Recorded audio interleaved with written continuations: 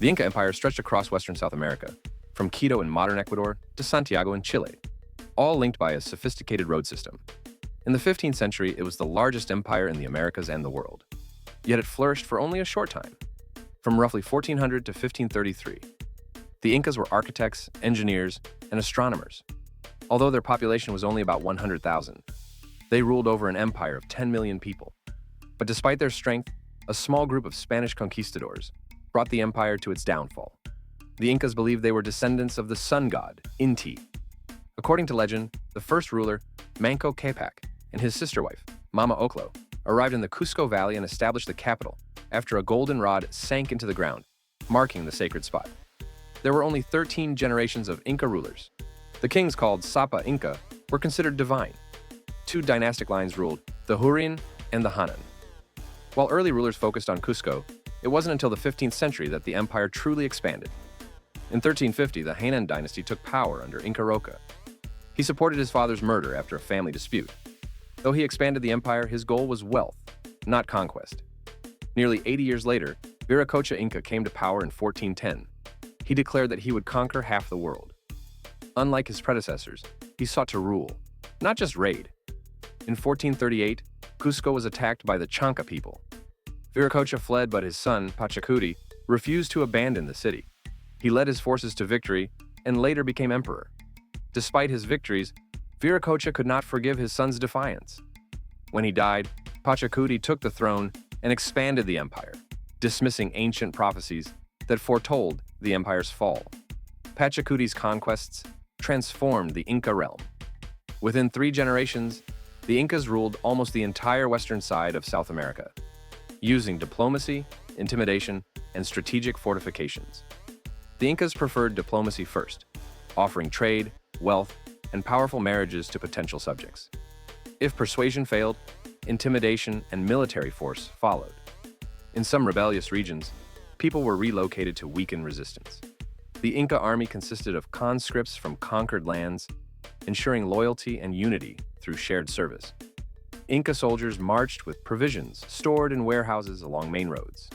A victorious emperor would walk over his enemies' heads, and their skulls were used as drinking vessels and drums. Pachacuti rebuilt Cusco, including the Temple of the Sun.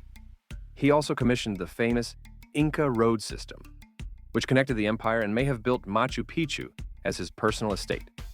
His son, Tupac Inca Yupanqui, continued the expansion, reaching Ecuador. He rebuilt Quito, making it a significant Inca city, and strengthened the empire's northern frontier. Huayna Capac, the last great Inca emperor, ruled for 34 years, reinforcing strongholds and observatories. However, by the time he died in 1527, disaster was approaching. Diseases brought by the Spanish had reached the royal court. The emperor himself succumbed to smallpox or measles, sparking a civil war between his sons, Huáscar and Atahualpa. Atahualpa defeated his half-brother and executed his rivals. His cruelty, ripping out hearts and forcing enemies to eat them, fractured the empire and created enemies from within. The Spanish conquistadors, numbering only 168, arrived with advanced weapons, steel swords, and cavalry. Many sought gold, glory, and religious conquest. Their leader, Francisco Pizarro, was born illegitimate in Spain. Seeking fortune, he ventured to the New World, leading the expedition that would doom the Incas.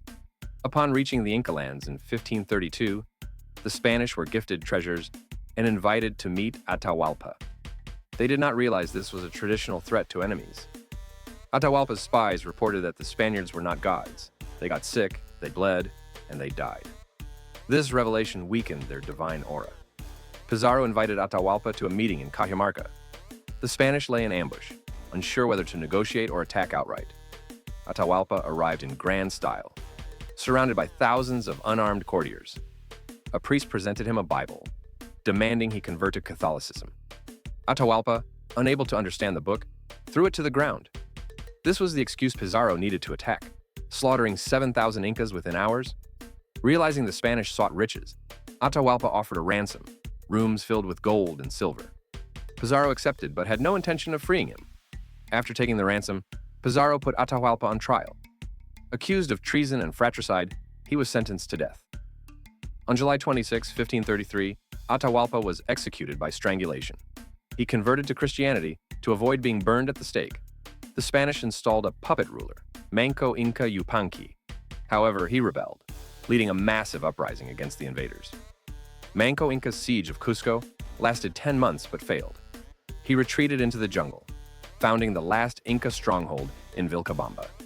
In 1572, the last Inca ruler, Tupac Amaru, was captured and executed.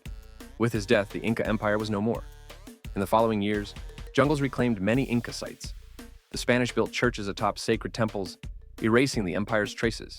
Epidemics, war, and Spanish rule wiped out nearly 50% of the native population within a century of the conquest.